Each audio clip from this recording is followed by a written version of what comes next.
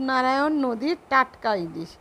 দেখুন, ইলিশের চোখটা দেখেই বোঝা যাচ্ছে কি পরিমাণে টাটকা। ইলিশের চোখটা যদি একটু কালো হয় তাহলে বুঝবেন মাছটা টাটকা। তো টাটকা মাছটাকে আমি ফটফট বটিতে করে বানিয়ে নিচ্ছি। ইলিশের মাছটা দেখে আজ মনটা খুব খুশি খুশি হলো। তো মাছটা বানিয়ে এই এতগুলো টুকরো হয়েছে, কিন্তু বাড়িতে তো আমরা 4 জন সদস্য, সেই কারণে আমরা 4-5 পিস মাছই রান্না করব, আর কিছু মাছ ভেজে খাবো।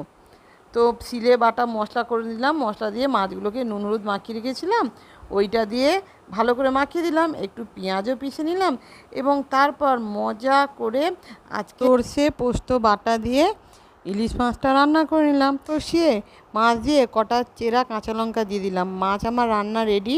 উপর থেকে দিয়ে দিলাম একটু সর্ষের তেল, কারণ সর্ষের তেল না দিলে মানায় না। ব্যাস, আমার আজকে লাঞ্চের থালি এটাই হলো।